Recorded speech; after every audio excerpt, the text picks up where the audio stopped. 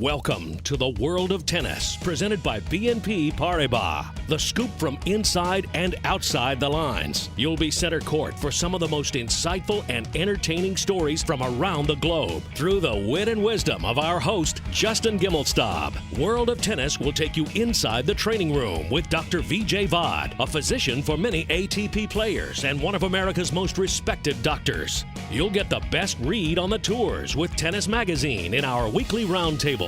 And exclusive lessons from the legend with 8 Grand Slams under his belt, Ivan Lendl. Watch all this and more coming up right now on the World of Tennis, presented by BNP Paribas.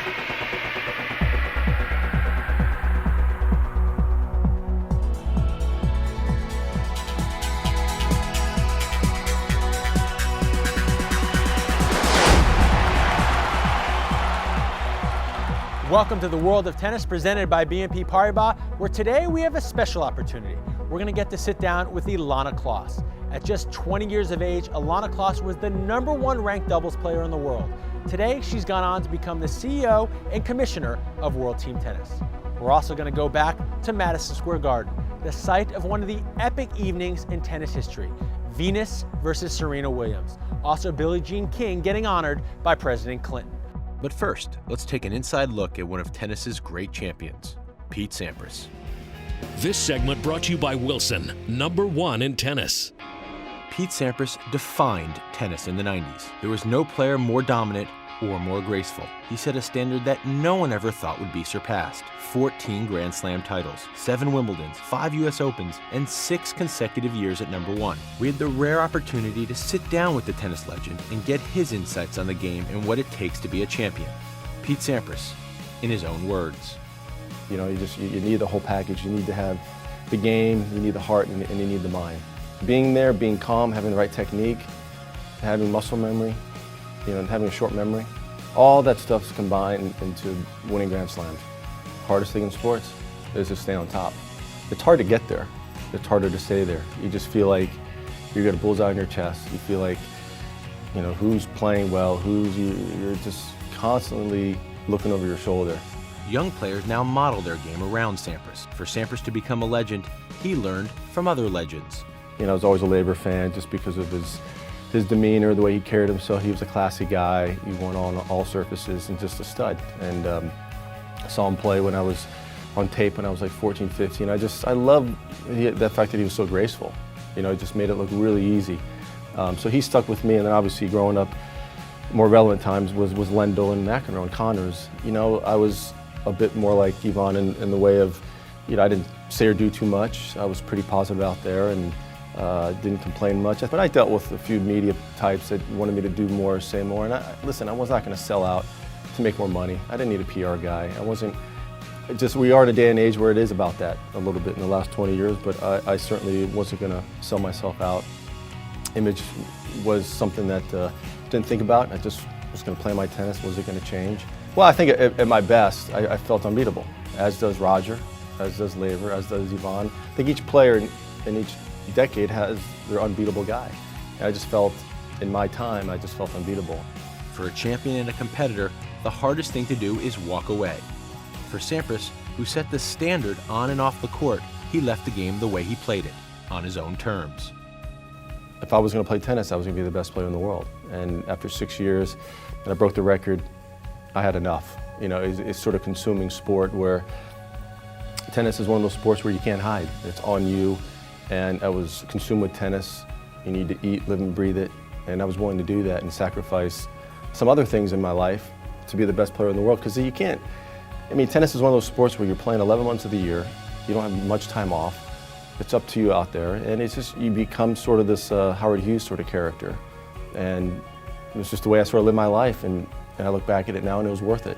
Now, on February 28, 2011, Sampras will play longtime rival Andre Agassi at Madison Square Garden on the same night that legends Ivan Lendl and John McEnroe renew their long rivalry in the heart of New York. It's an incredible night. Two of the best players in the 80s, two of the best players in the 90s, facing off in the Big Apple. I'm going to want to play well, I'm going to want to beat him, and certainly Andre's going to feel the same. You know, the bigger the match, the more I wanted it, or the more I wanted him. I just felt like I was you know, I sort of live for those moments, you know, where when talking about image and ego, all this stuff, it's all wrapped up in the tennis court for me. This is what I care about. All this other stuff, it's okay, but this is what's going to keep me up at night is this tennis match. Pete Sampras, in his own words. This segment was brought to you by Wilson, #1 in tennis. For more information, go to wilson.com.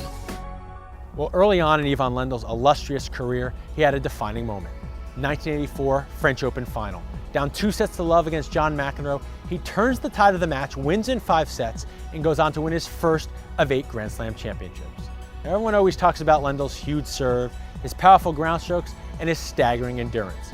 But one of the underestimated parts of his game was always his volleying. Well, this week we're going to get a chance to hear from the Hall of Famer his keys to effective volleying on this week's Tennis Tip. Tennis Tips from Ivan Lendl is brought to you by the Champions Academy. To me, a tennis match is like a puzzle made up of different shots. You need to work on all the pieces of the puzzle in order to control the point, which is the key to the game. Only then can you let the pieces gel together and complete the puzzle to win the match. Hi, I'm Ivan Lendl, and today we're going to work on our volleys. Volley is the shot which you look to finish the point with. High volley is a shot which should be just a finishing shot. If you hit a big forehand and the opponent gets it back, you just come in and hope you put the volley away. Player which is more of a baseline player will come in where the ball is high and he has a high volley which he can put away. So it's important to practice high volleys. Low volley is a shot which more aggressive players which come in a little sooner than baseline players have to hit a lot. If you serve and volley a lot, you will have to hit lower volleys. Most of the time you should hit them down the line, get in position for the next volley. If you go cross-court, you have to move and your positioning is not that good. If you look at some of the best volleyers, you can look at Rafter or Edberg.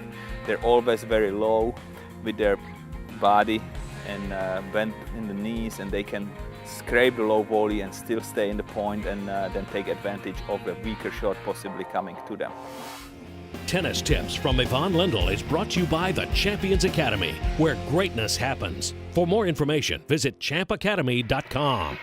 Coming up on the World of Tennis, presented by BNP Paribas, we sit down with Ilana Kloss to give you the inside scoop on world team tennis. Then later, don't miss tennis's most famous sisters squaring off at Madison Square Garden. Stay tuned. The World of Tennis, presented by BNP Paribas. It's brought to you by BNP Paribas, the bank for a changing world. Wilson, #1 in tennis. Tennis Magazine. Get exclusive coverage online at tennis.com. Ivan Lendl's Champions Academy. For more information, visit champacademy.com. And by the BNP Paribas Showdown. 4 legends, 2 epic rivalries, 1 night of tennis. Tickets on sale September 27th.